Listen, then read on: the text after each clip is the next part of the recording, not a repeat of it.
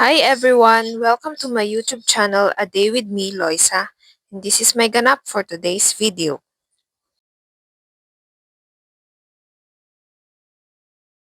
Ding!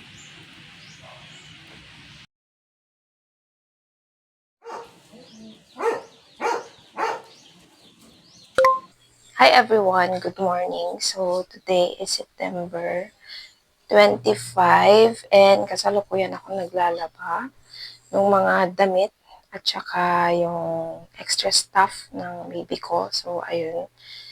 And yun lang. Ginagawa ko today. And then, ayan, maglilinis, mag-aayos dito sa bahay. So, ayan yung gagawin.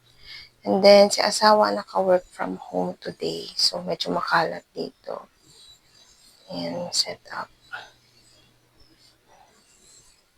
Ayan, so, magliligpit lang ako ng kaunti dito sa kwarto para naman medyo maayos-ayos tignan. Pas de soleil, pas de soleil, pas de soleil, pas de soleil, pas de soleil, pas de soleil,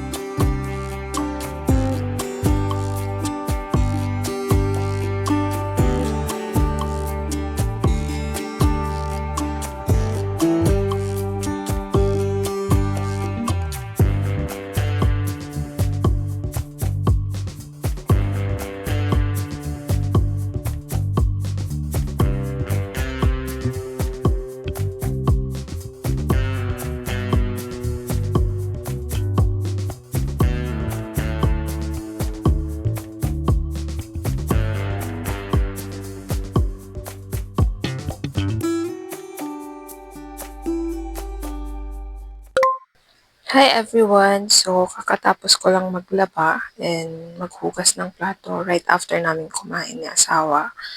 So, ayun, papahinga lang ako dito sa may dining kasi may meeting sa asawa. So, ayun, dito muna ako sa labas for the meantime.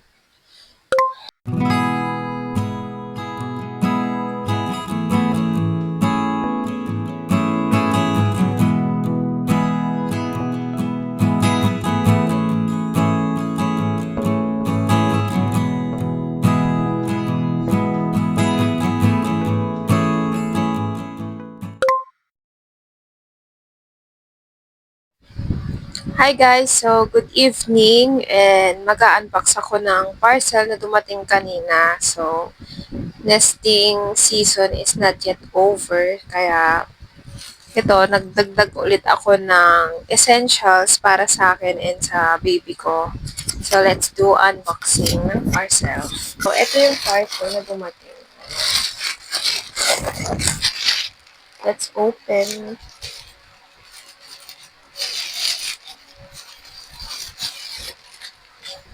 So, ito siya guys. Yan.